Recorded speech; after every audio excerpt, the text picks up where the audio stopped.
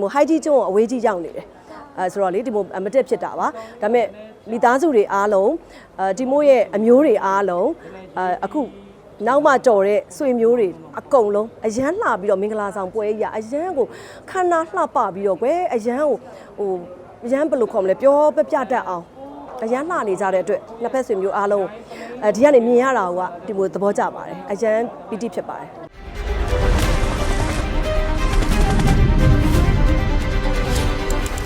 ဒီတူမလေးနဲ့တောင်မှကဲ wedding pre wedding တရုတ်ပြည်မရိုက်ခင်တူမလေးနဲ့တူဒီမိုကားရိုက်ခဲ့တာလေဥစော်ပဲတာယုံကိုစော်ပဲနော်အဲ့လောက်ဆိုရင်တော့တပိသိပါပြီဆိုပြည့်အချစ်ဦးလည်းဟုတ်တယ်ရီစားဦးလည်းဟုတ်တယ်နောက်ဆုံးချစ်သူလည်းဟုတ်တယ်အခုဆိုရင်အမျိုးသားလည်းဟုတ်တယ်